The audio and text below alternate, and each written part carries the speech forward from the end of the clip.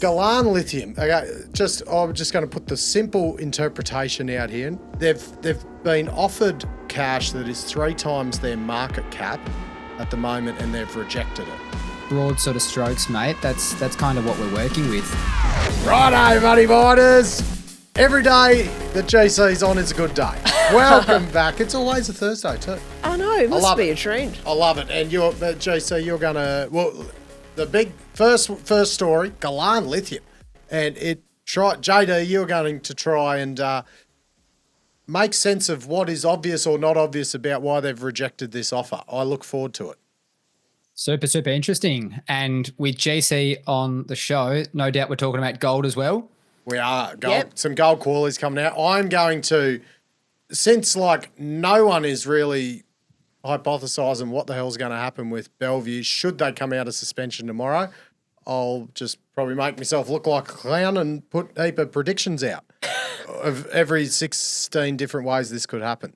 Love it. And GC, you're going into the quarterlies. Ramelius is once again record free cash flow. And there was also Polymetals. Oh, heading out to Western New South Wales, GC? Yeah. That sounds right near CRE Insurance. It's Orange Office. Yes, that's right. That may be painted orange. We don't know that yet. Mate, they'll be all over Polymetals. They'll be up Polymetals like a rat up a drain pipe.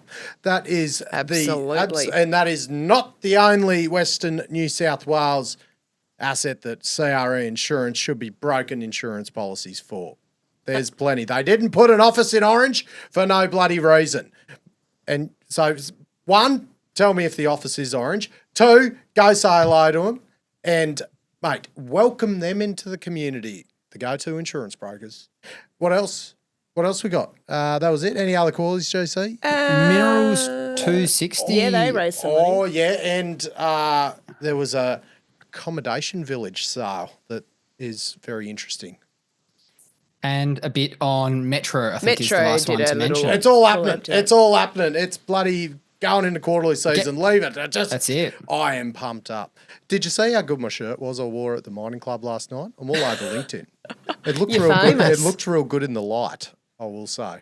It's like a light. I'll have to check out the photos, mate. Maybe you can paste one over now so everyone on the show can see. It's like a royal blue. I don't know. I'll find it. Good on you. Right, let it out. JD, okay. Galan Lithium. Okay, I'm just going to put the simple interpretation out here, and you're going to elaborate. They've been offered a takeover all cash that is 3 times their market cap at the moment, and they've rejected it. Is that sort of what's happened? That's on the pathway to being correct. There's a few sort of nuances. It's for the assets. It's not a company takeover. I think if you want to split hairs about it, it's like 2.7 times. But broad sort of strokes, mate. That's kind of what we're working with. Okay, what don't we know? More than worthwhile a chat. Yeah, so the stock is up 42% on the back of this one. Super, super interesting. For those that aren't up to speed with it, we're in Argentina. We're talking about lithium brines. So that they've got a sort of phased style to get themselves up to a full flight. Phase 2, which is not quite what they're on yet, is talking about, in spod terms, 175,000 tonnes per annum roughly. Phase 1, which is what they're working on right now, is about a fifth of that. So they're working their way up there. But to get into the deal side of it, you guys will remember in August of last year, it was all chatter around the first day of Diggers, if I remember right. EnergyX, this private US company, comes and has a dip for Galan's assets with a bit of a kind of scrappier execution, right? So it was first revealed in AFR's Street Talk. The stock price shot up. The company went into trading hold. They come out and explain what's kind of happened. There's a bit of kind of chit chat over the next few days, but it's ultimately pretty short-lived.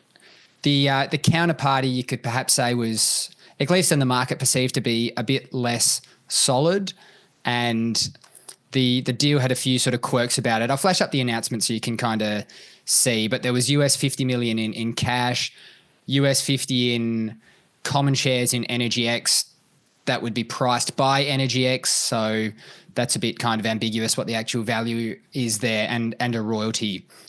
But anyway, sees a short-term kick up in the price, and then the stock price just backtracks to roughly about the same level where it was yesterday. You can kind of call that 10 or 11 cents. And here's where it gets super interesting, right? So you got a company capped at 90 odd million Aussie. EV's pretty similar, 90-ish million. They come out with this secondary trading notice today. Now, this relates to this at the market facility, which they have. They've had that in place for some time. You can kind of think about that as this mechanism to capital raise as and when you need up to a certain limit. Obviously, always at a kind of discount, but it's a set discount.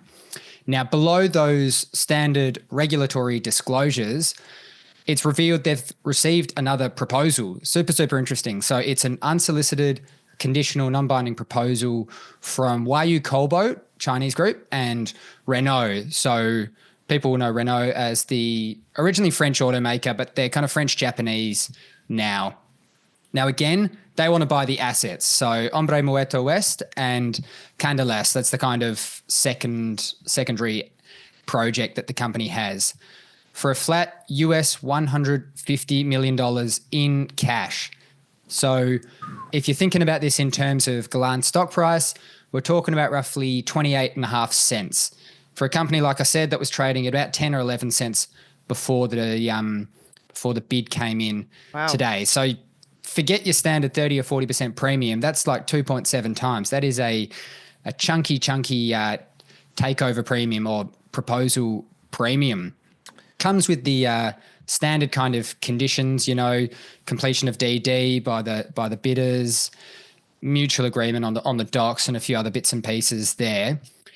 But just below that, the company's come up and said that they've rejected it already. So as for why, they talk about the bid being opportunistic, obviously undervaluing the company, like everyone says when they reject a bid. They speak to offtake and financing agreements being just right there. They're about to sign them.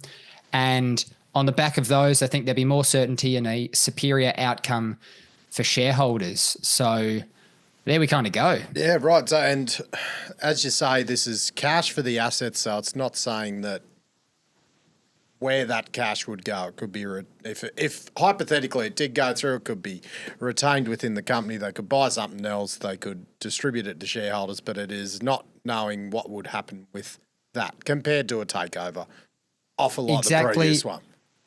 Spot on, mate. Exactly like we spoke about with CZR a couple of weeks ago with the Rio proposal for Road Mesa. Cash goes into the company becomes a bit of a cash box.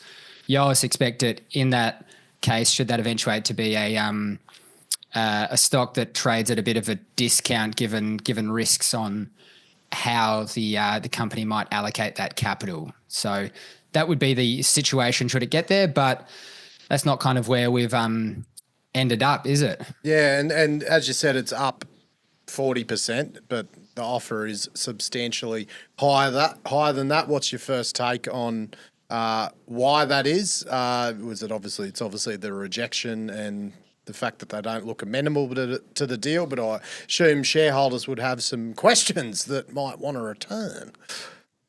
Yeah, I think they would. There's, more than a few sort of points to it. So I think it speaks to management's view of the project and, in tandem, their belief on their ability to execute. So for a bit of background on the company, they want to produce a lithium chloride product, not a carbonate. Carbonate we know is super hard to execute on. So it's an intermediate product. They have this prepayment facility with a Chinese group called Chemphys in place. Chemphys is one of the big lithium converters. You'll see them on the register as well. They pop up as LATAM Resources as one of the biggest shareholders in Galan. But that prepayment is for $40 million US, Matty, but they haven't actually received that cash. So when they talk to it in the announcement that, close to securing that offtake and financing, they're talking about actually getting that US 40 million in the door. So phase one, which they're building out right now, has a total capex of about 120 million US, and they're 50% complete at the moment. So they don't spell out that they've spent 50% of the capex that needs to be spent. but 50%, they must be kind of in that ballpark. So US 40 million gets them a fair way there. Granted, they have said for some time now that financing is pretty close, if you want to take a bit of a cynical take on it. But in light of that, management could make the argument that we're pretty close to being a kind of producing asset. We sit pretty low on the cost curve. This is an opportunistic deal given where we are in the lithium cycle, completely kind of beaten up. So regardless of that, it puts the pressure on management, right? Because they've got to deliver now. They've had this pretty legitimate offer come in way above their share price. I think the clock is ticking on them having to actually deliver some shareholder returns, and they run the risk of having to do another capital raise. They did one over half a year ago for $25 million. When you're a 90 odd million market cap company, that's seriously dilutionary to do those raises at 10 odd cents. What did you sort of make of it? You sort of spoke to me straight away when it came up this morning as well, and I know you've sort of put feelers around. What did you kind of make about a company batting away a 3x premium? Yeah, and it's so you look at it from the there's bullish outlook on lithium and EV demand and in-house batteries, robots, like everything. Not denying that. And that is obviously the stance that the company is taking, saying, okay, we believe this will turn around and we believe we can add way more value in the future if we keep this. But if you're just a shareholder and you're like, okay, I can get 2.5 times my money, potentially, hopefully, maybe distributed to me or in some way, shape or form if this deal goes through, and I can then put that money into something else and not wait for the lithium rebound. So that's the two sides of the fence. Who's right, who's wrong. But if you're the shareholder, you want the money now.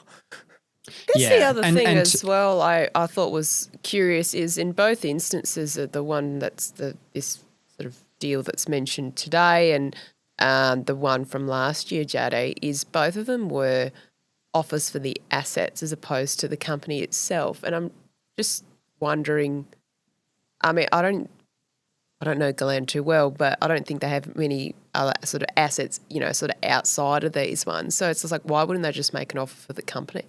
Because it incentivises the management to take it because they get to keep their job. Yeah. You're right. They've got a couple other exploration plays in James Bay and Greenbushes South, but it's a way of potentially appeasing a few people, exactly, Matty. Yeah. Interesting. Yeah. So what, JD? There's different kind of tax implications too. Yeah. What are they, JD? Well, the company would have to. There would be some tax on an asset sale as well from the company's perspective that they would owe, I would imagine, unless there's some ways around that in Argentina. Yeah. So there's capital gain on the asset sale versus the rollover relief of a scheme. I would think so. No Argentinian tax expert, but that makes sense to me. Yeah. To jump back to rejecting the premium, we need to obviously speak about the shareholders, right? So we've spoken about management's take of things. So board and management have 6% of the company. That's more than we see at a number of other operations. It's a decent size. They're incentivized for a good outcome. They've been there for a fair while, chipping away at this one.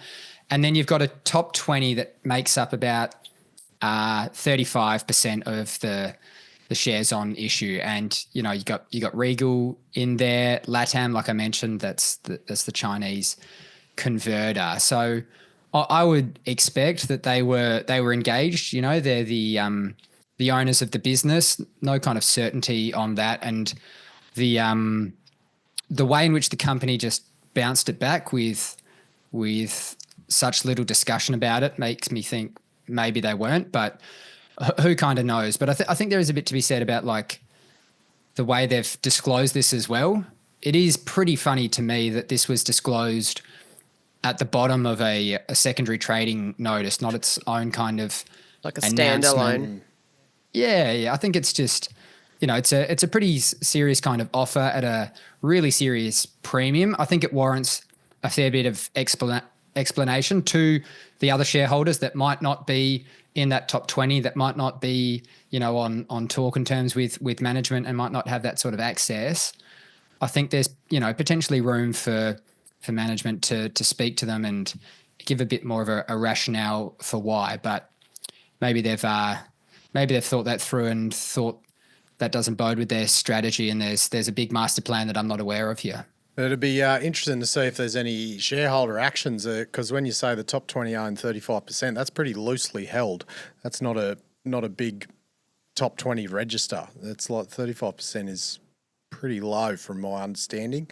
So you might get a bit of might get a retail component get together with a 5% or greater that might want the cash. It'll be interesting to follow this. Yeah, it could get interesting for sure. Kind of depends on the liquidity and if the liquidity gets up a bit. But for sure, if things don't turn out well, say over the next year or so, then things might get quite spicy. But where we're at now, things are tracking along. That first production for the first half of 2026, that was pushed a little bit, but let's hope that they can sort of hit that goal and maybe they get a lithium pickup that helps them out a little bit.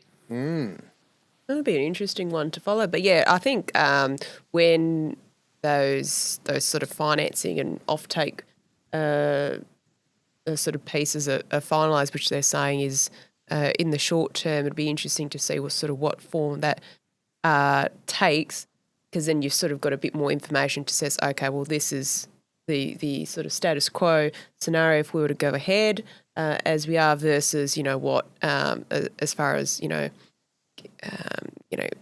obviously the project returns and things like that, but like the financing, the capital structure, dilution, what all that kind of means. And then versus, what this scenario we've seen today. So one to watch for sure. Could be. Maybe they're thinking we're going to get more money off Rio Tinto since they're expanding lithium down in South that America. Region.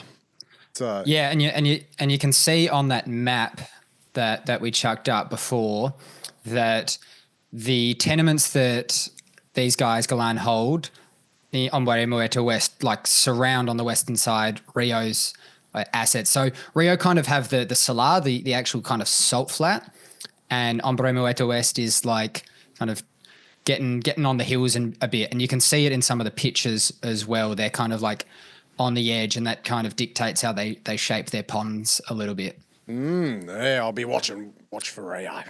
Definitely Rio. Getting active. They're in everything.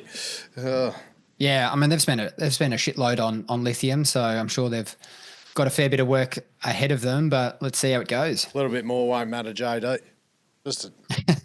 Righto, let's now Bellevue.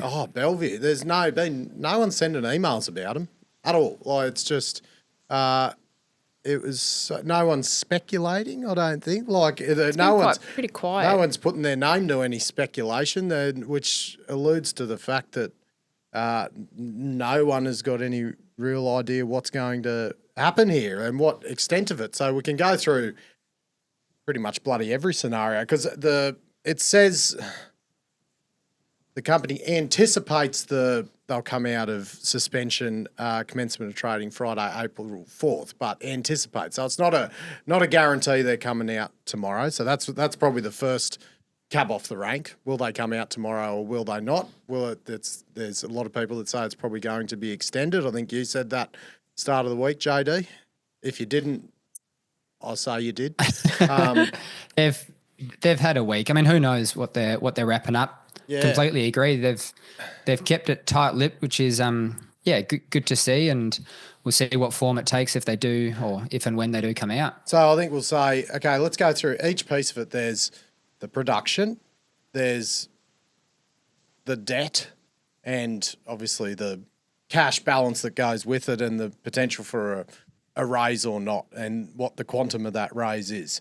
So I think we know that there's going to be a production downgrade of some sorts. They had a very bullish half two, saying they're going to get 90,000. Sounds like be interested to see if this quarter's close to 30,000 ounces or not. And then sounds like that downgrade is either going to come from they didn't even hit that this quarter, or they're definitely not going to have that huge June quarter that they were needing to hit that guidance. So we know the downgrade's coming, but then alongside that, we also know that Develop have quoted in their announcement, they've mentioned it on interviews that production, their physicals are up 20%. So let's just say production development are up 20%. So Bellevue are producing less ounces. They're paying for 20% more mining contractor physicals. So like tons. Yep. Tons, meters. So we can infer, right, okay, that's going to put stress on that balance sheet. Sitting at 80 million, and I think, word was low 30,000 ounces were sort of break even, if not going backwards in free cash flow a bit, and whether that's based on up 20% higher physicals. So there's definitely likely going to be a negative cash move, I would anticipate. So with a hedge book to deliver into partially as well, hey? Yeah, and because if you look at that hedge book, what is so for March there's 20 looks like on the graph about 23,000 ounces with the mixture of so the Fords at around 28, and then the collars at what is it, about 3,800 an ounce, a bit below. So there's essentially a bit below 20. If they hit 25,000 ounces or below, they've effectively delivered everything into that hedge book. So there's minimal. If they hit 30,000, there's about 5,000 odd ounces that will be sold at the proper spot price. So okay. But then you go forward to June. I'll show here. There's about combined a bit over 30,000 ounces to deliver into the collars and the Ford contracts. So again, if they don't, they really need something, at least 40 or something in that quarter to get some exposure to the gold price. So if there's two poor quarters coming up, there's a chance that majority of it have to be just delivered into this hedge book. So that's granted, those collars are at a price they should be, making a bit of money on. Yes. They're not at the same price as the hedge book, as you guys can see in the chart there. But that's only a portion of it, because you've got the looks like 3/4 of it is the Ford contracts this quarter, and then the following quarter it's about a bit over half of the Fords at around 2,800. So there's a decent bit more. chunk, yeah, but it's still obviously well. And remember, like when they say the hedge book's out of the money, of course it's out of the money. The gold price has gone up shitloads. Pretty much everyone's hedge book's out of the money these days. So that's hedger doesn't work in a rising gold price. But so then if you look at they're downgrading guidance and they've got to deliver into this, and then so that's downgrading guidance and possibly whether there's going to be an updated sort of mine plan and or revision of this 250,000 ounce target. Essentially, any change in that plan is going to be like, okay, the Macquarie, the debt provider who have 100 million owing to them, which is secured over Bellevue's assets, will be saying, okay, change in the mine plan needs to be obviously signed off regarding covenants, because the covenants were waived until, it didn't say specifically, but it said the covenants will be waived for a portion of FY25. So we're in the back end of FY25 now, so you'd anticipate maybe May, end of March or start of April is around that time where the covenants come back into effect. So it's like, okay, what are the options if Macquarie say, okay, are they going to sign off on an updated mine plan and they can in a way assure them that we can make enough money to service the debt. Yep. And we've got this potentially from September quarter onwards when the hedge book drops off a bit and hopefully production increases. We're like, yes, we've got a pathway to making some free cash, but with their cash balance at the moment and likely going backwards in these quarters, it's like, okay, are they going to get away without raising some amount of money just to give themselves breathing room? And so would that money be used to pay off, to get Macquarie out of the picture, or would it be used to pay off some of the hedge book, or would it just be used for working capital? Because I suppose keeping the Macquarie debt might be poison pill in a way for another. You'd think it'd be cleared when they do an acquisition, but it's like, because Macquarie got security over the assets, it's like, would that deter someone else coming in because they know they've got to pay Macquarie off? You'd assume they'd clear that out straight away. I don't think the debt is a huge detriment to either Bellevue or a potential acquirer. Like it's 100 million. It was already reduced, right? Yeah. It's payable in 4 installments over calendar year 27. You'd think they can fix things up by then. You know, I don't think it's a massive hindrance. Granted, maybe they do a big capital raise now. Maybe that's what they're working on, and they just clear it to, you know, relieve all stresses on that front. Who knows? Yeah, and look, I just think they will do everything it takes not to raise a huge amount of money, because it is going to be so dilutionary to do that, and which is not what the major shareholders will want. They will do whatever. Like they would rather take on more debt with Macquarie than to avoid a capital raise, I'd think. I think that'd be avoid a big capital raise. That'd be a more likely outcome. Get some of those junk bonds, just date them out, you know, firing away. Like, I sort of say that tongue in cheek, but I think you're dead right. There's room for that. This thing should print money. If you can get debt on friendly-ish terms that are long dated and relatively covenant light, then even if they scale down the 250,000 ounces, like you said, and they pull it into whatever, 200 or something, there is heaps of room. We're talking about a hedge book that's like 15-ish thousand ounces per annum. You know, maybe it gets close to 20, but 15-ish thousand ounces a quarter. Like, yeah. There is plenty of scope beyond that. In time, once everything's sort of ramped up, they're mining at all the fronts, like you've kind of told us in previous episodes. They should be able to make plenty of money. You know, it's a serious readjustment for what expectations were at, but there's room for cash flow here for sure. Yeah, definitely, and it's all depending on these next 2 quarters. And I think there's more of a chance, and whether this is the discussions going on, there's whether a strategic's going to come in, and if there is a capital raise, and they're going to do it at a tight, because I think if they went out to fill a book with funds and everything, I think the discount, whoever's setting the price of that'll be a pretty steep discount after everything. But they'd be able to get a strategic at a much tighter discount, I think. But that means the strategic is, you know, essentially putting their foot on them and taking away a lot of competitive tension, because, you know, there's But in that hypothetical, why would a strategic want to pay more than a fund? Because they get to put their foot on it. I guess they probably want to get it as cheap as possible, I guess, too. Well, it depends if they want something from them. It could be like sort of beyond a shareholding in the initial sense. And look, I don't think the wild prediction of the Bellevue dirt going to Northern Star's Thunderbox mill is that out of the realm of possibility. Okay. And that could be, Northern Star could use this as an opportunity to take a 20% stake and then turn the Bellevue mill off, truck it down 120 k's or so down to Thunderbox on an all purchase agreement, and that could be an option. That could be good for Northern Star to fill that mill.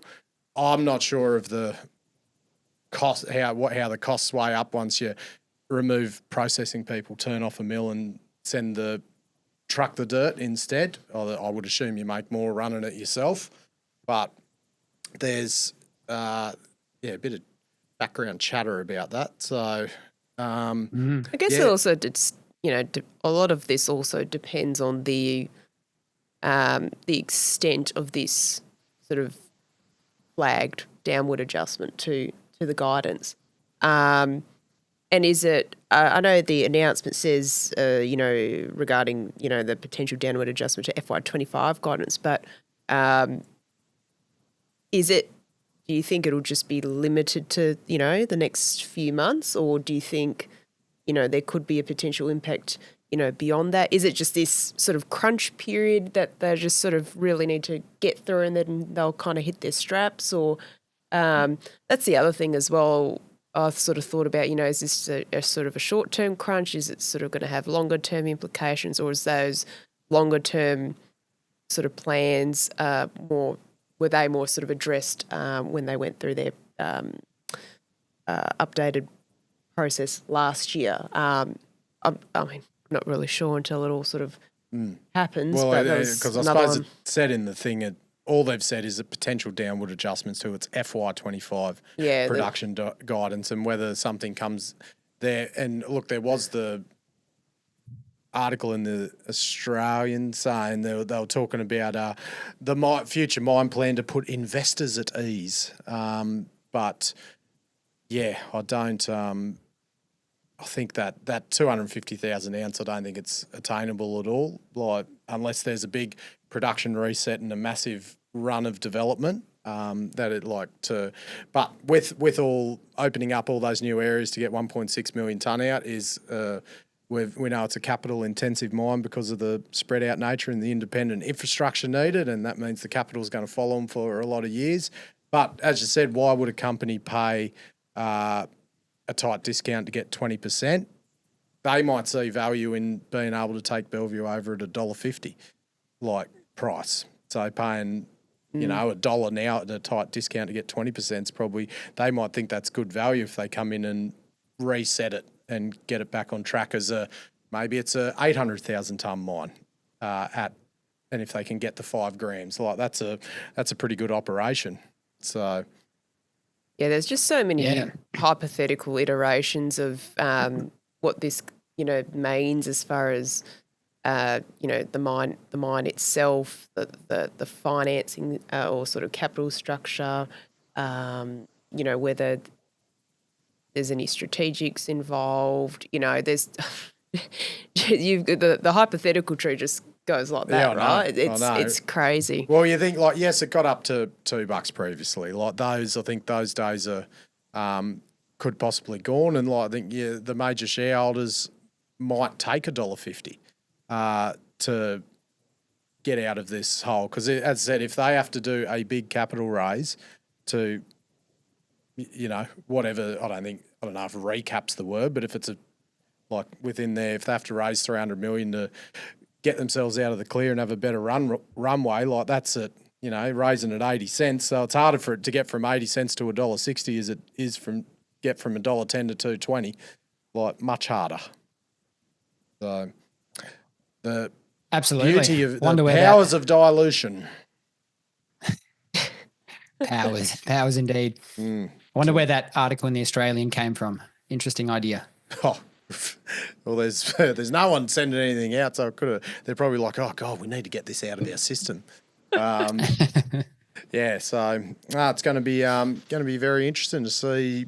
Oh God, I don't know. I can't say I'm not. It's like, I wouldn't say I'm excited because I hate seeing this shit. I'd rather just things just be executed, and companies make money and backfill the value they've got. Yeah, watch this and you're like, just hate it.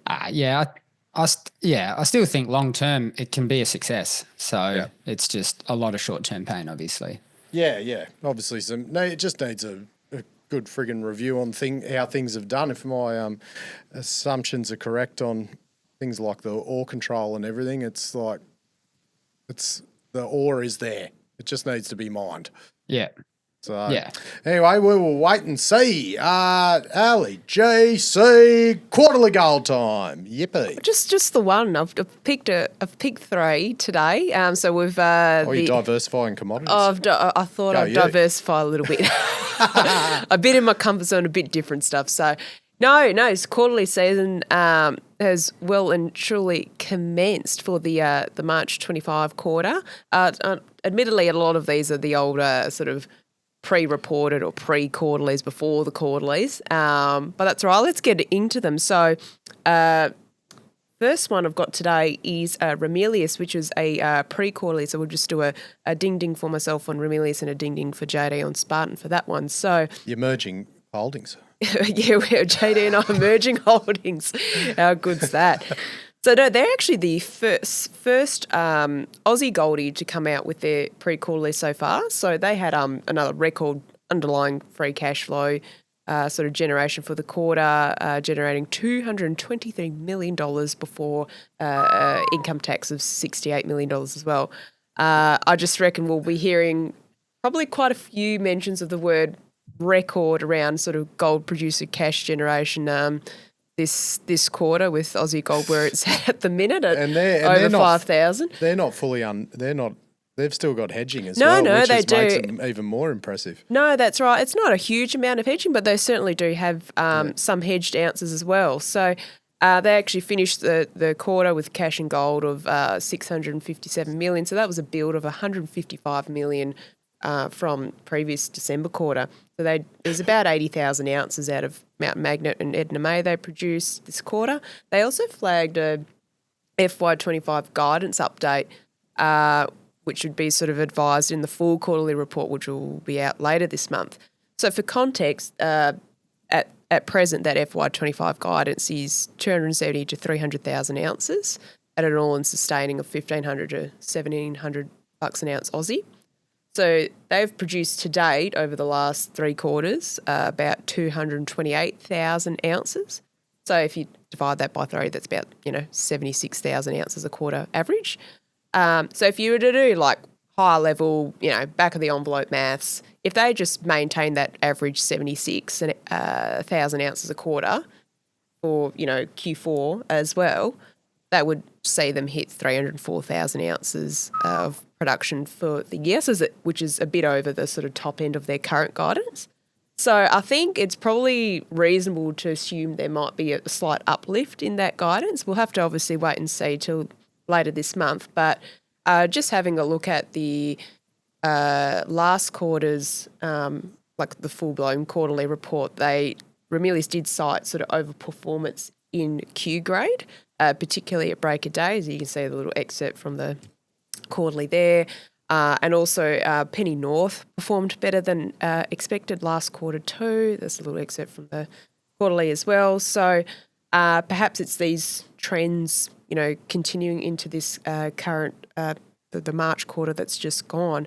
And there was a brief sort of update on the Spartan transaction progress as well. So they're, working towards implementation of the scheme sort of late July, early August of this year, and obviously the integrated study on Mount Magnet and Dalgaranga. We did see a couple of days ago sort of Spartan flagged in one of their releases that study process had commenced.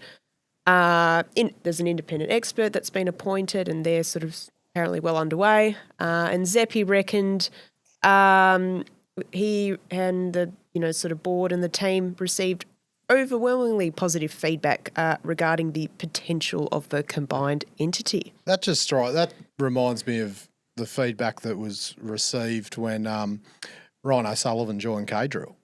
Overwhelmingly positive of that combined entity with essentially K-Drill and now Ryan O'Sullivan. I mean, a man being now K-Drill drilling with his bare hands. I mean, I'm not sure how that couldn't be overwhelmingly positive. Well, and I think we hang on about the sample management, but he had that already as well, and that's probably something that we understated about what he's brought into the entity, the RC sample management. You didn't need a friggin' independent expert to tell you that. No, oh mate, it would have been. What's the 2 conditions? They would have been just. Fair and reasonable. Fair and reasonable. Extremely fair and reasonable. And mate, he's just spearheading the K-Drill, diamond drill and RC rigs just into the earth, mate, taking sample and drill budget management to the next level. Ryan O'Sullivan, a legend of the industry, a bloody great friend of mine, and I cannot be happier saying his name every day. Get him drilling your RC and diamond holes. Go Ryan O'Sullivan, go K-Drill. Good energy. Anyway, right, that's what Ryan gives me energy. Imagine what he does to the drillers and the rigs.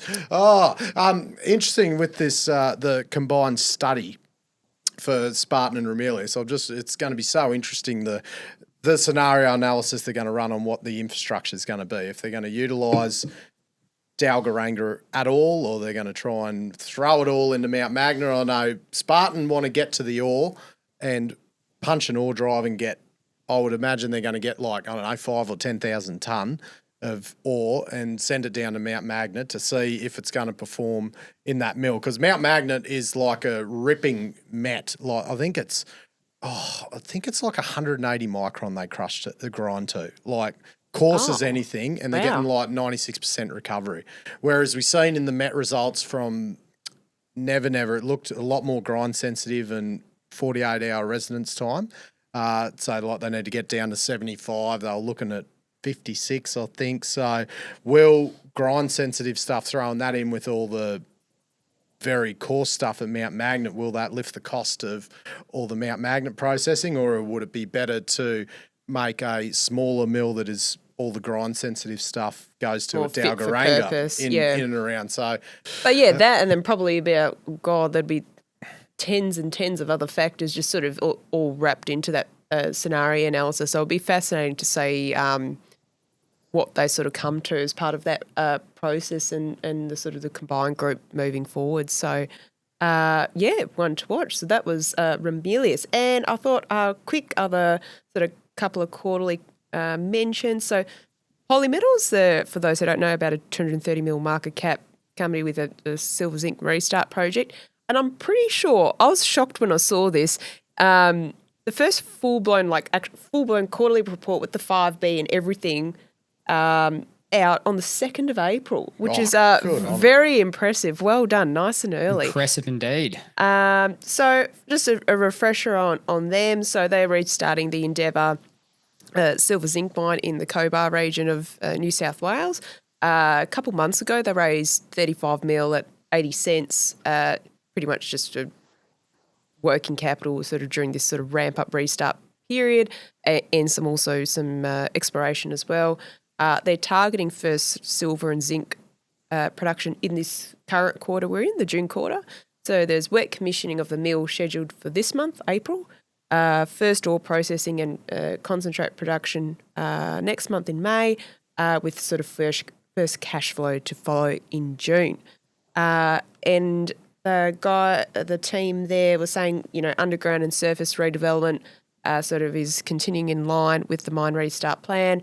There was a first ore production blast completed mid-March last month, and ore's currently being stockpiled underground until the commencement of crushing and hoisting in early May. So they've got current cash, and mind you, this is at 1st of April, and I'll explain why in a reason, of $35 million cash, and then they've also got US $10 million from Ocean Partners, a prepaid facility undrawn as well. And Macca got their stake in it, eh? So they took a 4.3% stake in Polymetals about a year ago at 35 cents a share for $2.5 million. Oh, made a bit of buck on that. She's had a good run. Yeah, it's in the 90s, I think, now. Yeah, so they were going to basically invest another $2.5 million at 35 cents when certain CPs were met.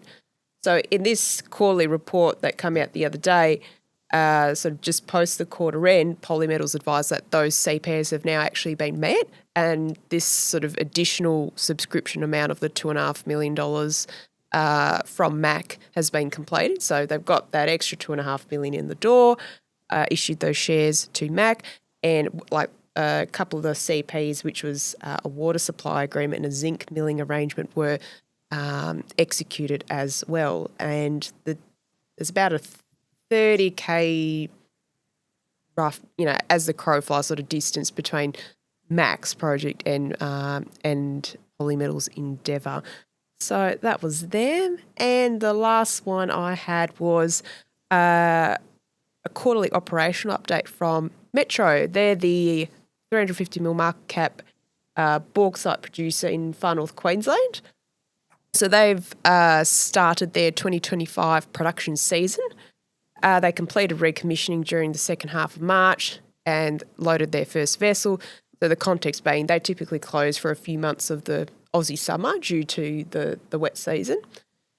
So they typically don't ship too much in basically the first quarter of the calendar year. So like they did 184,000 wet metric tonnes this quarter so far. this quarter gone rather. But at least they don't have to complain about bad weather. They just know it's coming. Yeah, they know it's coming and they plan for it. Yep. That's easy. That's easy.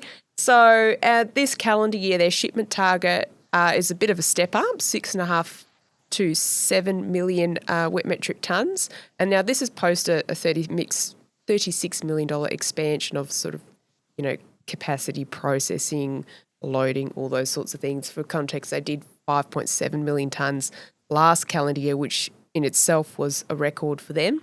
They did say they had demonstrated sort of around that 7 million tonne per annum run rate in Q4 of last year. So hopefully they can really hit their straps coming into this year with the expansion sort of essentially complete.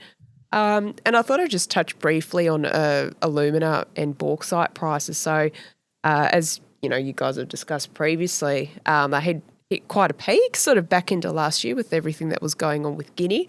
They have come off a little bit since then, but they seem to have sort of remained relatively stable, or sort of that come off has slowed down a fair bit. But even you can see in this graph here from Metro's operational update from last month, courtesy of a CM group, even if you look at from December last year to sort of early March of this year, there's still quite a decent improvement, although not as big as that sort of spike in the middle there. Metro reckon bauxite demands, continuing to grow with sort of new Chinese coastal refinery capacity coming online and the domestic bauxite supply in China decreasing. There's obviously still a bit of, toing and froing and sort of unpredictable sort of stuff going on with Guinea. And they've actually got most of their product under contract. So they were saying sort of 75% of projected Q2, which is the current quarter we're in, volume is open to quarterly pricing sort of resets, and they expect to experience contract price gains sort of as, the commodity prices increase over the last period of time. So I'm curious to see what their sort of average realised price will be for this coming quarter versus what they sort of finished up the year with. And they got added to the All Ords in the last month too. I assume the alumina and bauxite prices come down because it hasn't been talked about as much when it was. When things aren't getting talked about, that's probably because the price is coming down. The correlation. Yeah, it's something like that. Go gold.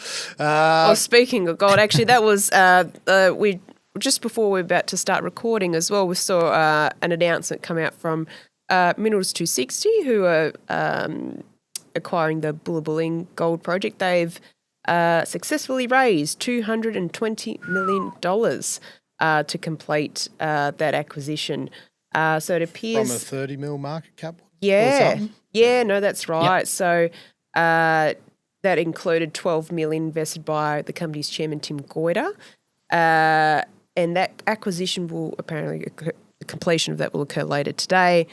And it seems like Minerals 260 is on track to recommence trading as part of, going through that whole recompliance process with ASX next week, 10th of April. Go. Right, just to close it off quickly, I've had sensational, GC. No worries. You are welcome anytime. Please come for the Money Miners more. I saw that Aspen, I don't know if anyone's following Aspen on their watch list, their accommodation provider, they bought the Paris Grove accommodation village from Albemarle for 32 and a bit million. And I'm pretty sure the cost to build that was about... How many times that? 5 or 6 times. So that's... I think you're on the money. That's a real... Look, we knew that they weren't expanding anymore down at Kemerton, I'm pretty sure, but this is really solidifying Albemarle's intentions of growing lithium in Australia, can interpret. So if they're willing to sell it for that. So, and probably a reflection of their balance sheet as well, if they're... I think you're spot on, Matty. Hopefully a bit of fruit for Aspen. Yeah, go Aspen, mate. Might have to start following them. I wonder if there's any broker reports on them.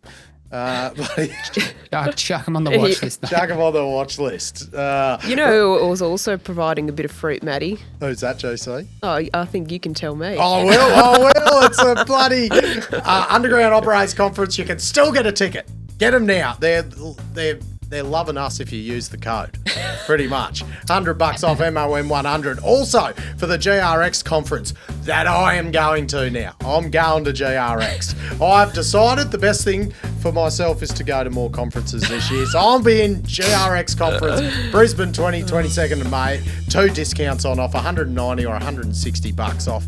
Links in the show notes. Our great partners as well at MMS Grounded, Sandvik Ground Sport, CRE Insurance, WA Waterboards, Co-Drill, Quattro, Pasio Site Services, Black Diamond Drilling Services, and Cross Boundary Energy.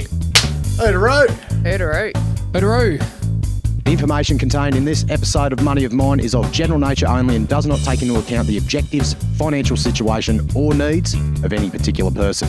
Before making any investment decision, you should consult with your financial advisor and consider how appropriate the advice is to your objectives, financial situation and needs.